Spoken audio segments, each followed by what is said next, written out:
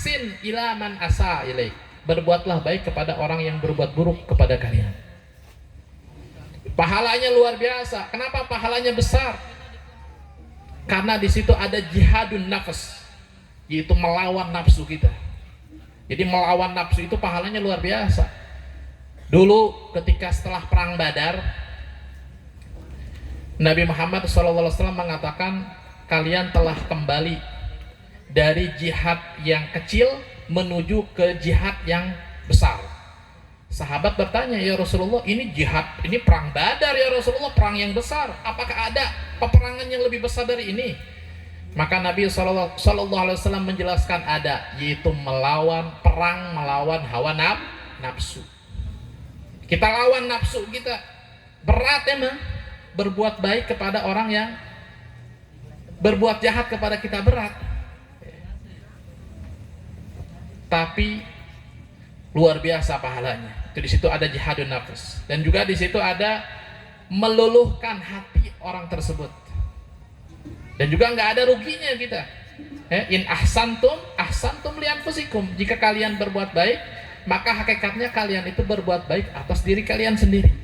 Dan itu dicontohkan oleh Nabi kita, Nabi Muhammad sallallahu alaihi wasallam. Akhlaknya Nabi Muhammad sallallahu alaihi wasallam, kebaikan Nabi Muhammad sallallahu alaihi wasallam membuat orang yang benci kepada Nabi Muhammad menjadi cinta kepada Nabi Muhammad sallallahu alaihi wasallam. Jadi ada beberapa kisah. Di antaranya adalah Nabi sallallahu alaihi wasallam pernah lewat itu diganggu sama orang Yahudi, diludahi sama orang Yahudi, suruhannya orang kafir Quraisy yang memusuhi Nabi Muhammad SAW. Dikasih upah. Ini Muhammad ini biasanya lewat sini nih. Ini kalau Muhammad lewat, ganggu dia, ludahin dia, dikasih upah nih, upahnya nih. Siap, kata orang Yahudi. Nabi Muhammad lewat situ, diludahin. Besokannya kayak gitu juga, Nabi Muhammad lewat situ, diludahin. Kemudian suatu hari Nabi Muhammad lewat situ, ini orang nggak ada. Nabi Muhammad nanya, cari informasi, kemana nih orang yang biasa ngeludahin Nabi Muhammad, kemana? Setelah dicari tahu, ternyata orang itu sakit. Maka Nabi Muhammad SAW membawa makanan yang ada di rumah. Kalau sekarang kita beli buah-buahan, beli makanan, dijengukin. Orang yang jahat kepada Nabi Muhammad ditengokin sama Nabi Muhammad SAW bawa makanan. Ketika datang, siapa yang datang? Aku Muhammad. Muhammad siapa? Muhammad Rasulullah. Ngeliat kaget Nabi Muhammad SAW. Ketahuilah, katanya, bahwasanya semenjak aku sakit, belum ada satu orang pun yang menjengukku. Yang pertama kali menjengukku adalah engkau, wahai Muhammad. Bahkan mereka nih, Abu Jahal yang memberikan upah kepadaku untuk meludahimu, mereka tahu kalau aku ini sakit, tapi mereka satupun kawanan mereka tidak ada yang menengokku. Maka disitulah terharu, luluh hatinya. Lalu dalam riwayat disebutkan beliau bersyahadat. Itu masuk Islam. Dan juga ada cerita lagi. Di antaranya adalah kisah istrinya Nabi Muhammad SAW. Kita tahu istrinya Nabi itu ada banyak. Di antara istri-istrinya Nabi ada yang bernama Sofiyah bintu Huyai bin Akhtab. Ini Sofiyah ini tawanan perang dulunya. Yang paling dibenci oleh Sofiyah dulu adalah Nabi Muhammad SAW. Kenapa? Sebab di dalam peperangan tersebut suaminya meninggal, bapaknya meninggal, saudaranya meninggal, keluarganya meninggal di dalam peperangan tersebut. Maka Sofiyah sedih, marah, membenci Nabi Muhammad SAW. Akan tetapi Nabi Muhammad SAW yu'amil, mempergaulinya, yaitu bermuamalat, ngobrol dengannya, berbicara dengannya dengan omongan yang baik, minta maaf. disamperin sama Nabi Muhammad SAW, minta maaf, dijelasin sama Nabi Muhammad, minta maaf lagi, minta maaf dijelasin lagi, minta maaf dijelasin lagi dengan muka yang empati. Pas ngelihat mukanya ternyata benar serius Nabi Muhammad SAW. Nabi Muhammad rahiman, ada rahmat di situ, ada kasih sayang terhadap Sofiyah. Melihat mukanya, kemudian Sofiyah setelah melihat muka Rasulullah SAW berubah, yang asalnya benci menjadi cinta kepada Nabi Muhammad SAW. Bahkan pernah beliau mengatakan, aku ini dulu sebelum menikah sebelum menikah dengan Nabi, aku ini melihat dalam mimpiku rembulan Madinah jatuh ke pelukanku. Maka malaikat Jibril alaihissalam ketika mendengar cerita itu, malaikat Jibril menyampaikan bahwasanya itu bertanda bahwasanya dia akan menjadi istrinya Nabi Muhammad sallallahu alaihi wasallam.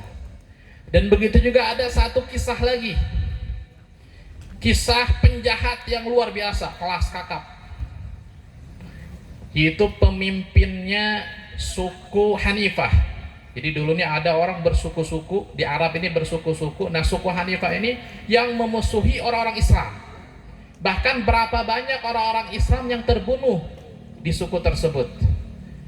Singkat cerita, pemimpinnya itu namanya Sumamah bin Utsal.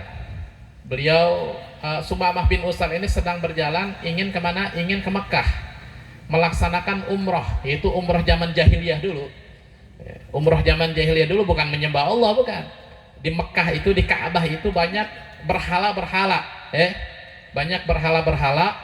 Mereka ini menyembah patung-patung di situ.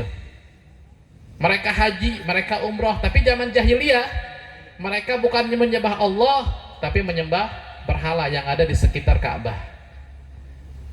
Dan Sumamah ini di perjalanan ditangkap sama orang-orang Islam yang sedang berpatroli. Ditangkap, kemudian dibawa ke Madinah, terus disampaikan kepada Rasulullah SAW.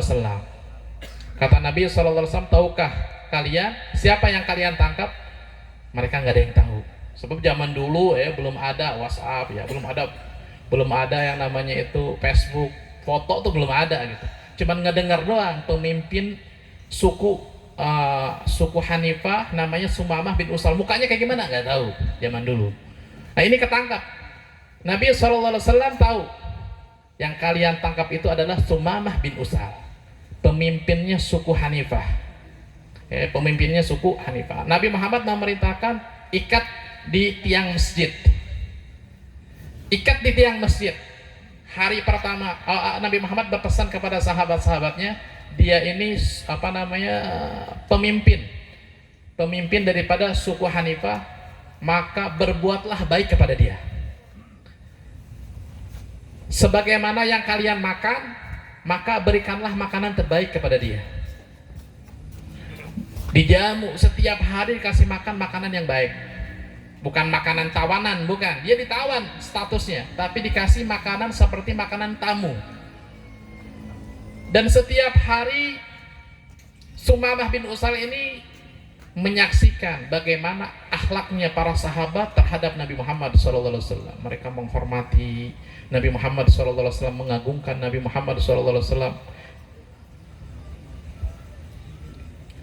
Satu hari, 2 hari, 3 hari, setiap hari Nabi Muhammad negor dia dengan kalam, dengan teguran yang halus, dengan obrolan yang baik, tidak menyakitkan sama sekali. Wahai Sumamah, tidakkah engkau mau masuk Islam? Apakah engkau tetap mau dengan agamamu? Apa yang kau inginkan, wahai Sumamah? Dengan lembut. Ini tawanan nih, penjahat nih. Nabi Muhammad ngobrol dengan baik. Apa kata Sumamah? Jika engkau membunuhku, maka sesungguhnya kaumku itu, ini pemimpin kaum dia nih, pemimpin suku nih, dia bakal bisa saja mereka membalas dengan membunuh. Tapi kalau seandainya engkau ini memaafkanku, maka engkau telah memaafkan orang yang pintar berterima kasih, pandai berterima kasih. Tapi kalau seandainya engkau menginginkan harta berapapun, saya akan berikan sebagai tebusannya. Di hari kedua sama kayak gitu juga. Di hari ketiga sama begitu juga. Pas di hari ketiga, udah lepasin, engkau bebas, silahkan pulang. Kaget nih Sumamah, ini penjahat kelas kakap. Banyak orang-orang Islam terbunuh, tapi Nabi Muhammad memperlakukannya dengan sangat baik. Bahkan setiap hari dikasih makan makanan yang terbaik. Luluh hatinya. Lalu dia pergi keluar, mandi, ganti baju, menghadap lagi Rasulullah SAW. Yang tadinya ya Muhammad berubah menjadi ya Rasulullah. Asyhadu an la ilaha illallah wa asyhadu anna Muhammadar Rasulullah. Masuk Islam. Dia mengatakan, dulu orang yang paling aku benci adalah Nabi Muhammad SAW. Sekarang orang yang paling aku cintai adalah Nabi Muhammad SAW. Dulu kelompok yang paling aku benci adalah kelompoknya Nabi Muhammad, yaitu para sahabat Nabi Muhammad SAW. Maka sekarang sahabat-sahabat Nabi Muhammad adalah mereka orang-orang yang aku cintai. Dulu Madinah adalah negeri, kota yang paling aku benci. Maka sekarang Madinah adalah menjadi kota yang paling aku cintai. Itu semuanya berkat apa? Berkat akhlak mulianya Nabi kita, Nabi Muhammad SAW. Berubah yang tadinya benci menjadi cinta kepada Nabi kita, Nabi Muhammad SAW. Kenapa? Karena mereka itu dulunya sebelumnya nggak tahu bagaimana akhlaknya Nabi Muhammad. Mereka cuma tahu berita hoak. Berita hoak, Nabi Muhammad ini sebagai pemecah belah umat, Nabi Muhammad tukang sihir, Nabi Muhammad begini begitu. Yang masuk kabar informasi pada mereka itu kejelekan-kejelekan tentang Nabi Muhammad SAW. Setelah mereka melihat langsung akhlak mulianya Nabi Muhammad SAW, maka berubah yang tadinya benci menjadi cinta kepada Nabi kita, Nabi Muhammad SAW. Maka dari itu hadirin wal hadirat, sekali lagi saya ingatkan, tanamkan di hati kita kecintaan kepada Nabi Muhammad SAW. Ajarkan anak-anak kita untuk cinta kepada Nabi Muhammad SAW. Ceritakan akhlak-akhlak mulia Nabi Muhammad SAW, sehingga di hati-hati mereka, anak-anak kita, terdapat kecintaan kepada Nabi Muhammad. Kalau sudah cinta kepada Nabi Muhammad, melaksanakan perintah-perintah Allah dan Rasulnya sangat gampang sekali. Innal muhibba liman yuhibbu muti'u. Sesungguhnya orang yang cinta terhadap orang yang dicintainya gampang untuk taat. Hadirin wal hadirat yang dirahmati Allah Subhanahu wa taala, itulah sekilas yang bisa saya sampaikan pada malam hari ini. Kurang lebihnya dalam penyampaiannya mohon dibukakan pintu yang sebesar-besarnya. Semoga apa yang saya sampaikan ini bermanfaat bagi kita semuanya, khususnya bagi saya pribadi. Amin ya rabbal alamin. Hadanillahu wa iyyakum ila shiratal mustaqim. Wassalamualaikum warahmatullahi wabarakatuh.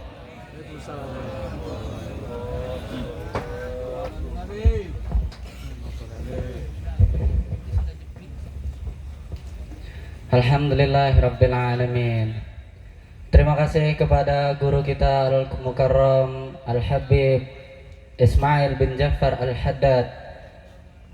Semoga beliau dipanjangkan umurnya, dimudahkan segala urusannya, dan ditambah-tambahkan rezekinya. Amin ya Allah ya rabbal alamin. Baiklah, sampailah kita pada acara penutup pada malam hari ini, yaitu doa penutup yang akan disampaikan oleh Al-Ustadz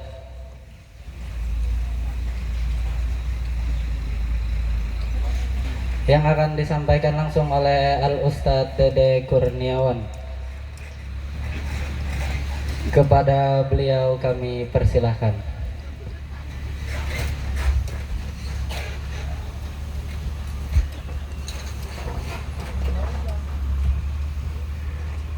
أستغفر الله العظيم أستغفر الله العظيم أستغفر الله العظيم الذي لا إله إلا هو الحي القيوم ونتوب إليه ربنا اغفر لنا ذنوبنا ووالدينا ربنا اغفر لنا ذنوبنا ووالدينا ربنا اغفر لنا ذنوبنا ووالدينا يا غفور ربنا اغفر لنا ذنوبنا ووالدينا وارحمهم كما ربونا صغارا ولجميع المسلمين والمسلمات والمؤمنين والمؤمنات الأحياء منهم والأموات إنك أنت سميع قريب مجيب الدعوات يا قاضي الحاجات إنك على كل شيء قدير اللهم صل وسلم على سيدنا محمد وعلى آل سيدنا محمد وصل وسلم رضي الله تبارك وتعالى عن كل صحابة رسول الله أجمعين أعوذ بالله من الشيطان الرجيم بسم الله الرحمن الرحيم الحمد لله رب العالمين حمدا يوافي نعمه ويكافئ مزيدا يا ربنا لك الحمد كما ينبغي لجلالك الكريم ولعظيم سلطانك سبحانك لا نحصي ثناء عليك أنت كما أثنيت على نفسك فلك الحمد حتى ترضى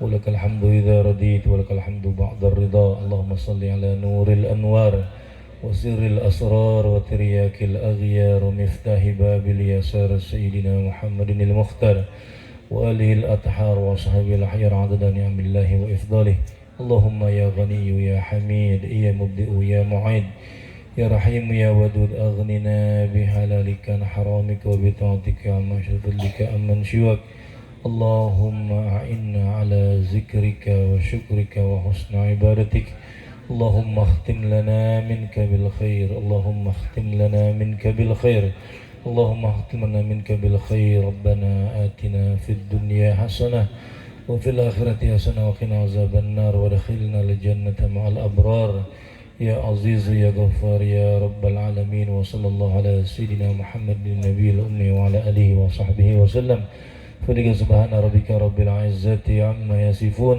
وسلام على المرسلين والحمد لله رب العالمين بشر الفاتحة أعوذ بالله من الشيطان الرجيم بسم الله الرحمن الرحيم الحمد لله رب العالمين الرحمن الرحيم مالك يوم الدين إياك نعبد وإياك نستعين اهدنا الصراط المستقيم صراط الذين أنعمت عليهم غير المغضوب عليهم ولا الضالين آمين يا رب.